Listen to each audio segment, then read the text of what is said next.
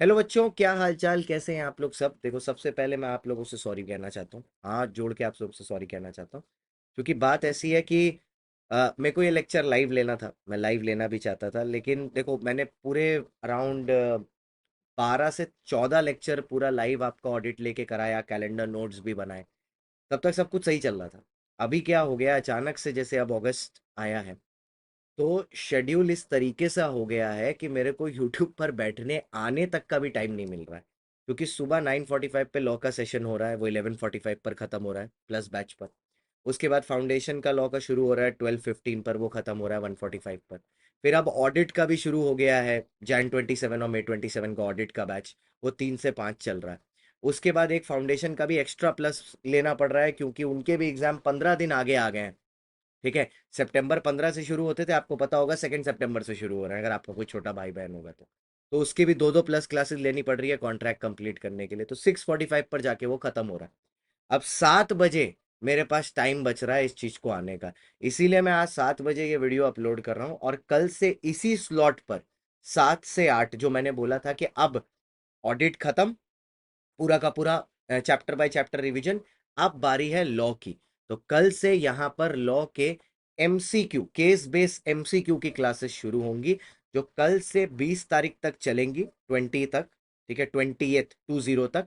और उसके बाद जो लास्ट के 11 दिन या 10 दिन है, 10 दिन, उसमें चलेगी फिर से लॉ की आंसर राइटिंग।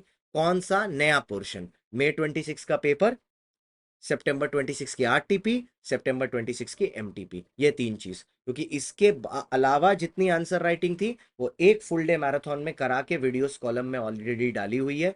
June 24 के पेपर से लेके January 26 तक के पेपर का सब कुछ, और इवन January 26 का पेपर और May 26 की आरटीपी एमटीपी तक पूरा करा के एक वीडियो दिया हुआ है। तो ये उस वीडियो का अडंडम होगा, ये 10 दिन की आंसर राइटिंग ऑन। ठीक है। तो आपका फिर लॉ का भी पूरा का पूरा 29 28 अगस्त तक सब खत्म हो जाए। ठीक है। अब कारो का लेक्चर एंजॉय करिए जो इस वीडियो के बाद लगा हुआ है। याद रखिए एक चीज बहुत ही ध्यान से, कि यहाँ पर बोलते समय मैंने एक चीज हड़बड़ाहट में बोल दी है, या ऊपर नीचे हो गई है बोलते बोलते, कि मैंने बोल दिया है कि banking company, electricity company, OPC और स्मॉल कंपनी पर कारो लगेगा, बट इनके ऊपर कारो नहीं लगता है। अगर आप नोट्स देखेंगे जो मैं यूज कर रहा हूँ, उसमें लिखा है एक्सेप्ट। और ये आपको पता भी है कि बैंकिंग, इंश्योरेंस, इलेक्ट्रिसिटी और ओपीसी वगैरह पर और स्मॉल कंपनी पर कारो नहीं अप्लाई होता। रीजन बीइंग क्या है? क्योंकि बैंकिंग कंपनी बोलती है कि हम रिपोर्टिंग अपने हिसाब से करेंगे, अपने बैंकिंग रेगुलेशन एक्ट के हिसाब से करेंगे। सेम इंश्योरेंस कंपनी भी सेम बात बोलती है, उनके ऑडिट में उनके क्राइटेरिया उनके एक्ट के हिसाब से हैं, तो वो हमारा कारो नहीं मानते। ओके, तो चलो भर, अब कारो का लेक्चर एंजॉय करो। Thank you so much. चलिए सर शुरू करते हैं। सर कारों को बुलाया जाता है कंपनीज, कारों को बुलाया जाता है कंपनी ऑडिटर्स, ठीक है, रिपोर्ट ऑर्डर 2020। सर कारो बेसिकली क्या है? कारो उन बातों को कवर करता है जिन बातों पर एक ऑडिटर को रिपोर्ट करना है अपनी ऑडिट रिपोर्ट बनाते टाइम। सर ये CARO is applicable to every company and it also applies to a foreign company. मतलब जो सेक्शन 2 क्लॉज 42 में जो फॉरेन कंपनी है उसको भी कारो के प्रोविजंस एप्लीकेबल हैं, उसको भी कारो के प्रोविजंस मानने पड़ते हैं। उसके बाद सर ये एक बैंकिंग कंपनी पे भी लगता है, एक इंश्योरेंस कंपनी पे भी लगता है, कंपनी रजिस्टर्ड अंडर सेक्शन 8 पर भी, ओपीसी पर भी, स्मॉल कंपनी पर भी, इन सब पर लगता है एक्सेप्ट। अब ये एक्सेप्शन वाला पॉइंट बड़ा जरूरी है, थोड़ा इसको ध्यान से देखना। जब मैं बोलता हूं एक्सेप्ट, ठीक है, तो ये देखो कितने बढ़िया तरीके से ये पॉइंट बोला गया है। It applies to every private limited company, बोलता है मतलब एक्सेप्ट किसको बोलता है? प्राइवेट लिमिटेड कंपनी को नहीं लगता। कौन सी प्राइवेट लिमिटेड को कंपनी को नहीं लगता? Which is not being a holding और subsidiary of a public company.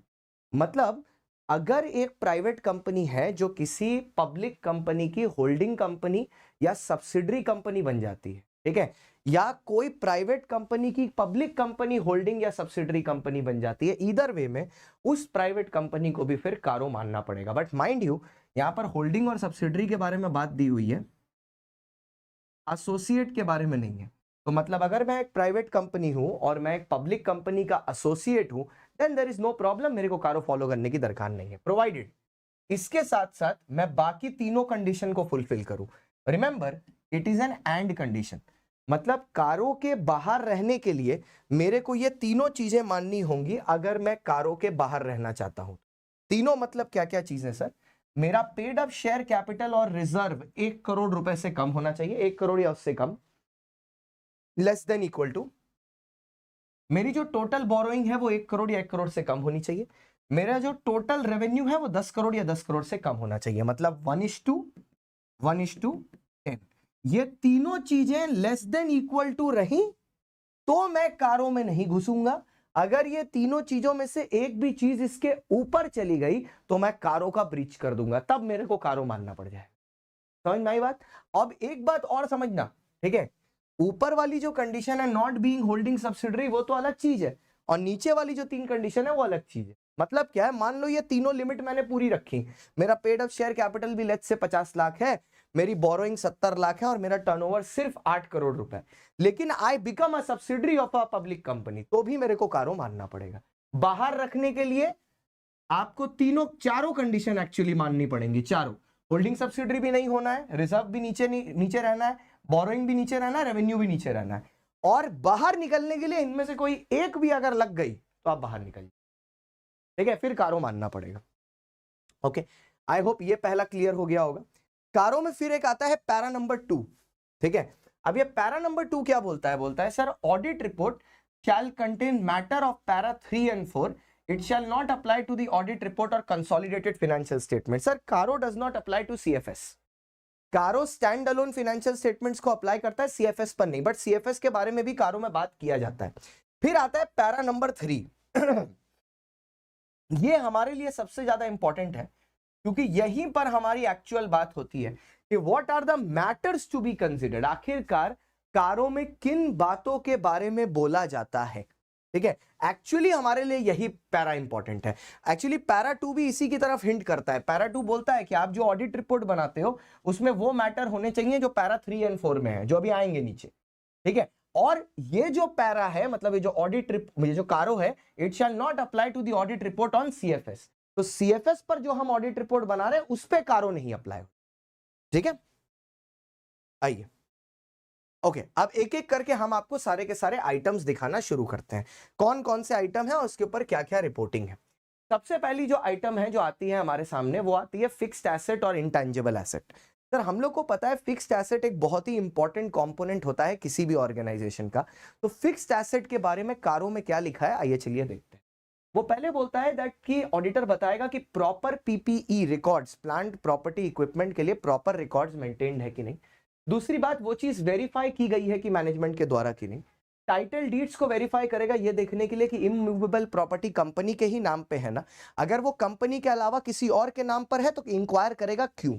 Next, अगर कोई प्रॉपर्टी को रिवैल्यू किया गया है तो वो देखेगा कि सर वो रिवैल्यूएशन में रजिस्टर्ड वैल्यूअर है कि नहीं, और सबसे ज्यादा चीज उस वाले को अलग से स्टेट करेगा रिपोर्ट में जहां पर 10% या उससे ज्यादा का रिवैल्यूएशन हुआ।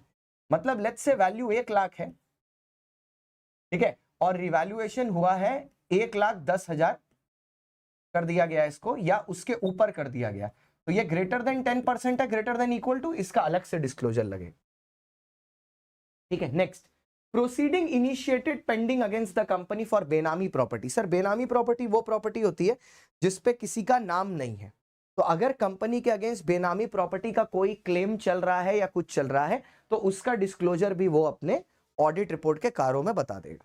नेक्स्ट, उसके बाद आती है इन्वेंट्री, ठीक है। पहले देखो एसेट्स की बारे में बात कर रहे हैं, आती है इन्वेंट्री। इन्वेंट्री में सबसे पहले ऑडिटर बताएगा कि उसने फिजिकल वेरिफिकेशन अटेम्प्ट किया है कि नहीं, एट रीजनेबल इंटरवल्स कंपनी करवाती है कि नहीं, व्हाट इज द प्रोसीडियर ये बताएगा। अगर कोई डिस्क्रिपेंसी है, और सबसे ज्यादा कौन सी डिस्क्रिपेंसी, डिस्क्रिपेंसी मतलब सोच कुछ और सच कुछ और, सोच कुछ और सच कुछ और, अगर ऐसी कोई सिचुएशन है कि सोच कुछ और है सच कुछ और है, तो जहां पर भी 10% या उससे ज्यादा का ये प्रॉब्लम है उसको वो अलग से हाईलाइट करेगा। अगर वर्किंग कैपिटल की लिमिट 5 करोड़ से ज्यादा का वर्किंग कैपिटल का लोन सैंक्शन किया गया है बैंक या एफआई से, तो ये देखना है कि क्वार्टरली रिटर्न कंपनी बैंक को दे रही है कि नहीं। मतलब ये एक तरीके से देख लो, ऑडिटर ये देख रहा है कि बैंक के साथ कंपनी का बिहेवियर कैसा है।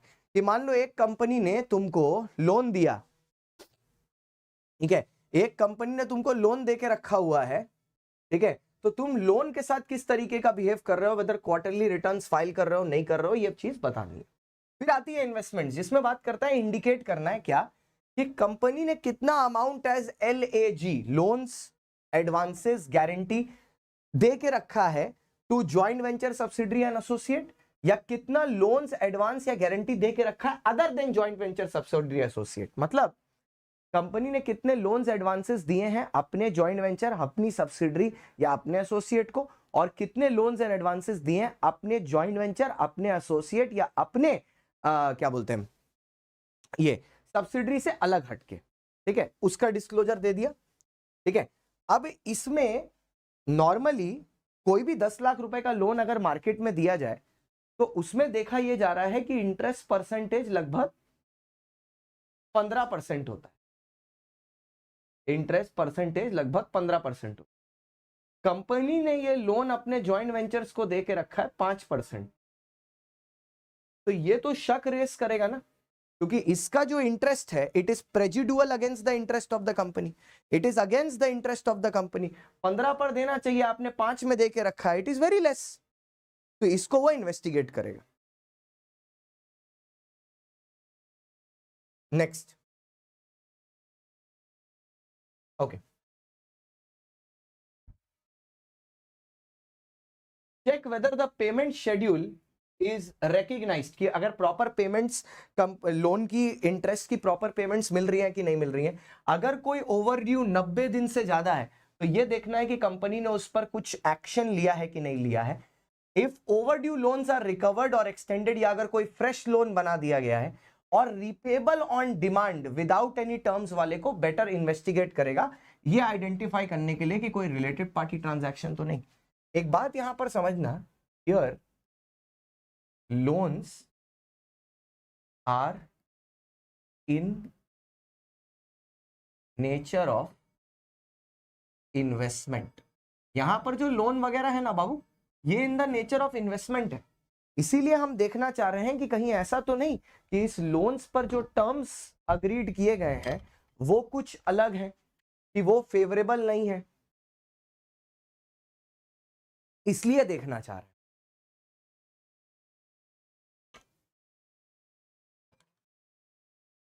आगे आते हैं।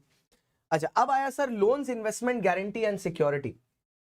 एक दो सेक्शन आते हैं, एक आते हैं सेक्शन 185, एक आता है सेक्शन 186।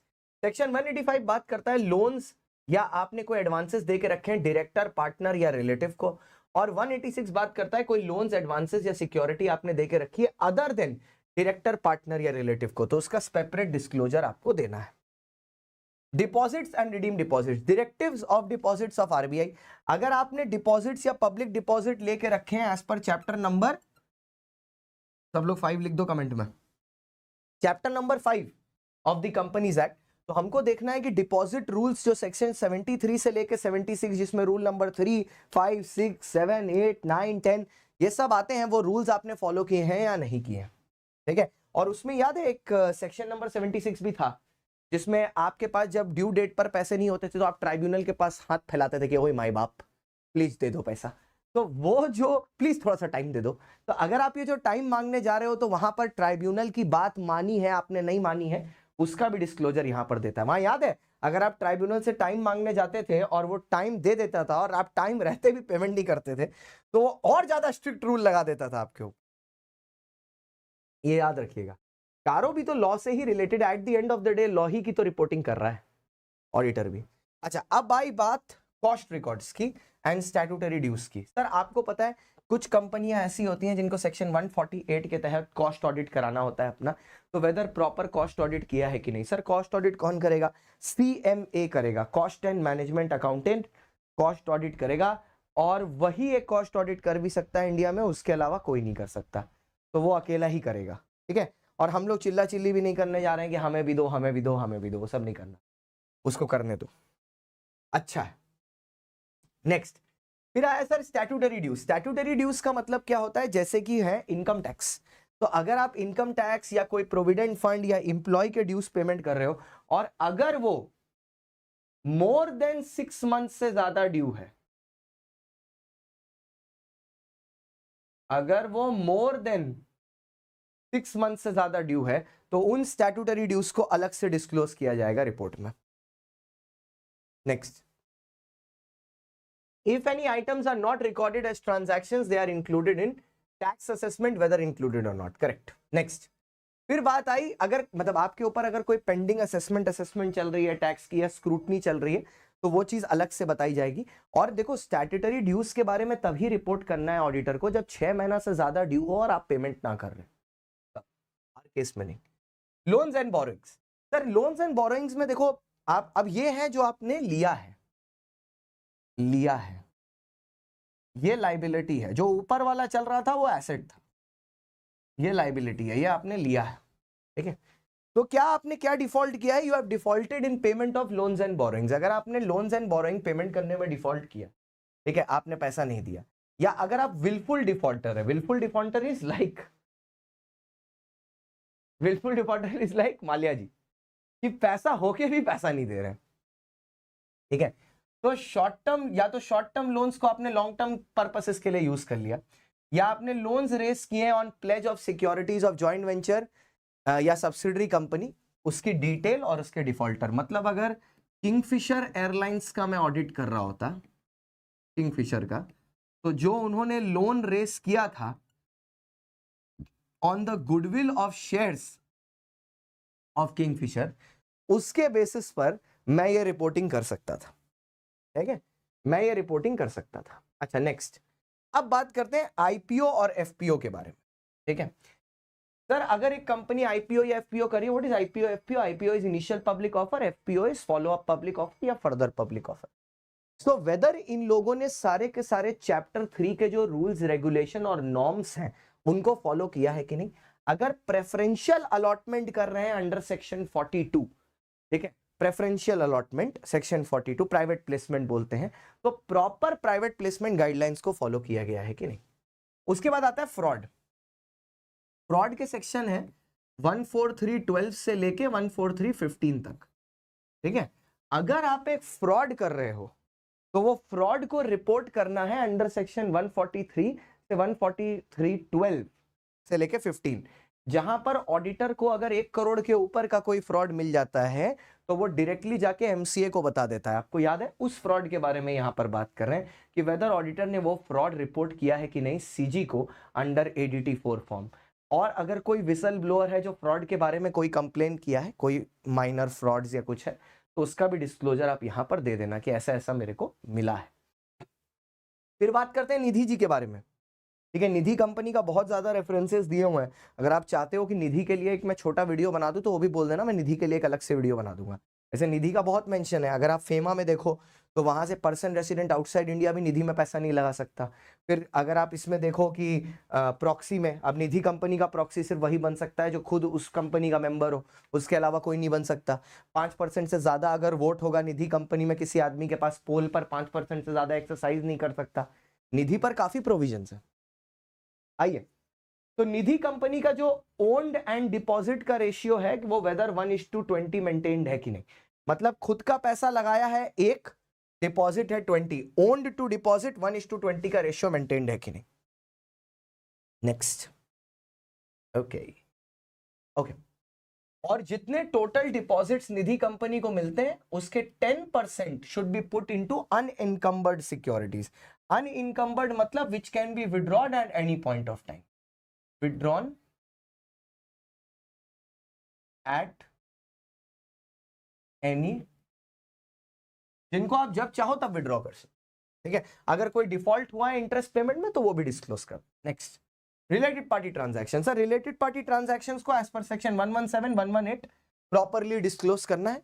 इंटरनल फाइनेंशियल कंट्रोल जो कंपनी लगाती है, अगर आपको याद हो इसके बारे में बोर्ड रिपोर्ट के 134(5) responsibility statement, director responsibility statement में भी एक्सप्लेनेशन दी जाती है।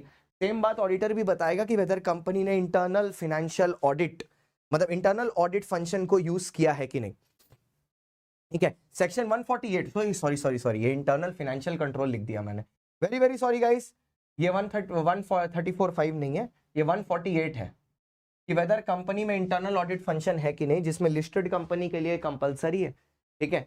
अनलिस्टेड कंपनी के, अनलिस्टेड पब्लिक कंपनी के लिए 25, 50, 100, 200 और प्राइवेट कंपनी के लिए 100 और 200। 25 है पब्लिक डिपॉजिट, 50 है पेड अप शेयर कैपिटल, 100 है बोरोइंग और 200 है टर्नओवर, जिसमें याद रखना कि बोरोइंग ग्रेटर देन 100 है एट एनी टाइम, बाकी सब ग्रेटर देन इक्वल टू है। नेक्स्ट, ओके ये हुआ। ओके, उसके बाद आया नॉन कैश ट्रांजैक्शन। सर अगर आपने कोई नॉन कैश ट्रांजैक्शन कर रखे हैं तो आपको ये बताना है कि उनकी ट्रीटमेंट किस तरीके से हुई। ऑडिटर बताएगा how whether they have been properly accounted for और नॉट। एनबीएफसी और सीआईसी कोर इन्वेस्टमेंट कंपनी, अगर इफ रिक्वायर्ड वेदर बाय, अच्छा हाँ, जो एनबीएफसी होती है ना वो आरबीआई के साथ अलग से रजिस्टर्ड होती हैं under section 45IA of the RBI act. तो जो एनबीएफसी है, ठीक है, उसको बताना है, अगर मैं एनबीएफसी का ऑडिट कर रहा हूं तो मेरे को यह बताना है उसमें कि क्या मैं कोर इन्वेस्टमेंट कंपनी वाली गाइडलाइंस फुलफिल की है कि नहीं एनबीएफसी ने, जो आरबीआई ने उसके अगेंस्ट दी थी। मतलब बेसिकली आरबीआई डायरेक्टरीज का फॉलो किया गया है कि नहीं। Next, cash losses. Are there any cash losses in the financial year? Cash loss वो होता है जिसमें आपको पेमेंट करना पड़ता है, मतलब ऐसा नुकसान हो गया जिसमें आपको आउट पेमेंट करना पड़ा है। जैसे आग लग गई, आपको रिपेयर करना पड़ा, ठीक है, आग बुझाने के लिए फायर फाइटिंग एक्सपेंसेस करने पड़े, वैसा। Next, auditor. If statutory auditor has resigned, ये अगर आपको याद हो, अगर एक स्टैट्यूटरी ऑडिटर रिजाइन करता है तो उसकी जगह कंपनी दूसरा लेके आती है 30 दिन के अंदर अंदर, और अगर सिंस वो रेजिग्नेशन की वजह से हुआ है तो 3 महीने के अंदर कंपनी को दूसरी मीटिंग होल्ड करनी पड़ती है, एक्स्ट्राऑर्डिनरी जनरल मीटिंग, जिसमें कंपनी को कंफर्मेशन दिलवानी पड़ती है मेंबर्स से, रैटिफाई करना पड़ता है, उनको एक्सप्लेन करना पड़ता है कि पुराना वाला ऑडिटर क्यों छोड़ के गया था, उसके बाद ही ये एप्लीकेबल होता है।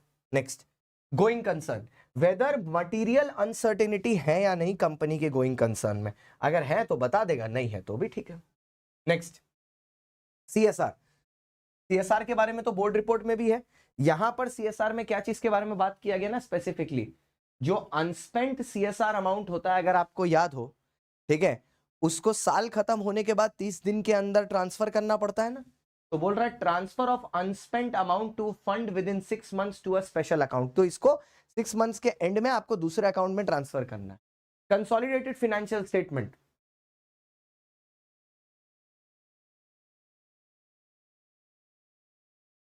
हाँ वही, हाँ। अब यहां पर ना बेटा कभी कभार आपको एक कंफ्यूजन हो जाएगी, मुझे भी हुई थी, इसीलिए मैं पहले बोला खोल के चेक कर लूं कहीं गलत ना बोल जाऊं। ये देखो, ये जो स्पेशल अकाउंट के बारे में बात कर रहा है ना, ये किस केस में बात कर रहा है कि जैसे अगर आपका मान लीजिए कोई सीएसआर का अमाउंट अनस्पेंट रह गया, तो इसको ना आपको शेड्यूल 7 का जो फंड होता है उसमें ट्रांसफर करना पड़ता है with in 6 months from the financial year and. अब इसमें आपको कभी कभार कंफ्यूजन क्या हो सकता है, सर अगर ऑनगोइंग प्रोजेक्ट है तो, अगर ऑनगोइंग प्रोजेक्ट है तो उसको आप स्पेशल अकाउंट में ट्रांसफर कर सकते हो इन 30 डेज, ठीक है, from the financial year and, और उसको आप 3 साल तक यूज कर सकते हो। ये वाला कब है कि अगर मेरे को कोई ऑनगोइंग प्रोजेक्ट नहीं है और 2% वाला अमाउंट मैं यूज नहीं कर पाया, तो मैं साल खत्म होने से 6 मंथ्स के अंदर अंदर उसको सीएसआर अकाउंट में डाल दूंगा, सीएसआर फंड में जो शेड्यूल 7 में बना है। मतलब ऑनगोइंग प्रोजेक्ट में अगर 3 साल तक मैं वो अनयूज्ड मनी यूज नहीं कर पाया तो उसके एंड से 6 मंथ्स के अंदर अंदर मैं उसको उस अकाउंट में डाल दूंगा। ये 2 स्पेशल अकाउंट लिखा है, बगल में लिखता हूँ ऑनगोइंग प्रोजेक्ट, इसलिए मैंने खोल के ना तुरंत चेक कर लिया। ये 30 डेज, ठीक है, ये वाला 30 डेज है, वो वाला 6 मंथ्स है, वो वाला ये वाला है ऑनगोइंग प्रोजेक्ट के केस में, ये अदर्स के। चलो last, consolidated financial statement. Sir qualified या adverse remarks by the auditor on Caro's report on companies including CFS, last में वो बता देगा कि ऑडिटर का क्या रिमार्क है, ठीक है, और on the audit report including CFS statement. I guess with this we finish अपना कारो का पूरा लेक्चर। ये नोट्स आपको कहाँ मिल जाएंगे, वो जो लिंक दिया हुआ है नोट्स का वहीं पर अवेलेबल हो जाएंगे, मेरे इंस्टाग्राम पर भी CA शांतम गुप्ता, वहां पर मेरी ड्राइव है मेरे बायो में, उसमें भी आपको ये अवेलेबल हो जाएंगे। Thank you so much for watching guys, all the best for your exam. और क्या चाहिए कमेंट में बता देना। Thank you so much.